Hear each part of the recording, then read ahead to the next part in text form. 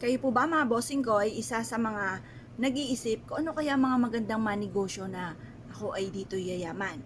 Masabi ko lang po mga bossing, syempre lahat po ng negosyo hindi natin mas malaman kung kayo po ay diyan yayaman o kayo ay malulugi. Yan po ay parang sugal.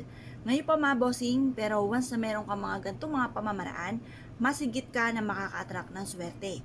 Bukod sa sipag at tiyaga at pananalig sa mahal na Panginoon, kung ikaw po ay laging wala na lang pong pera, mainam na meron kang ganito, upang sa ganon, instead na lagi kang walang pera, marireverse ang maaaring maganap. Maaaring instead na walang pera ay puro maraming pera naman ang dumating mga bossing.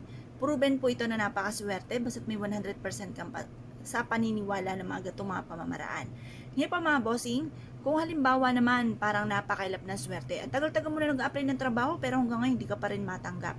Kailangan nyo rin po ng mga ganito para matanggap po kayo.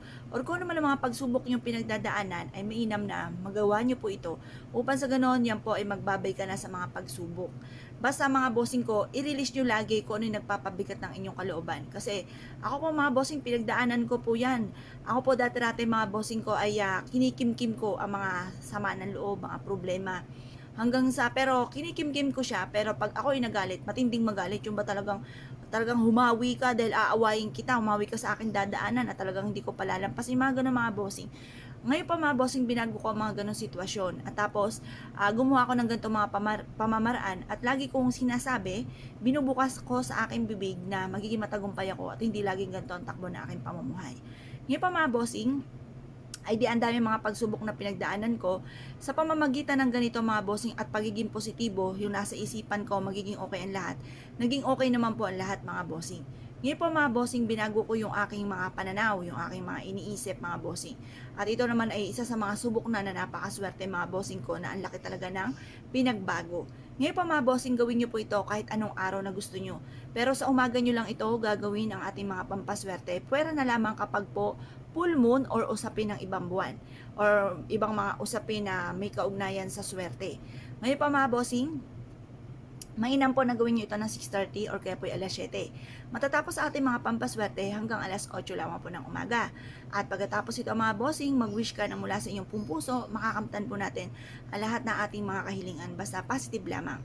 Ngayon po mga bossing, kung kayo po naniwala at naisip po itong gawin mga bossing, asya mga bossing, good luck po sa inyo po lahat.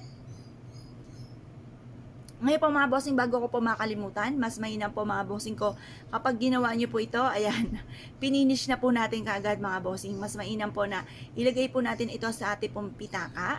Tupiin nyo po ito, tapos ilagay sa inyo pong pitaka, ilagay sa inyo pong bag, or ilagay nyo po sa inyo pong kaha. Pwede rin naman ito sa taguan ng inyong pong pera. Pero yung taguan ng inyong pera, ilalagay nyo sa mataas na lugar upang sa ganon kayo po higit na makatrack ng swerte lalo na sa pera.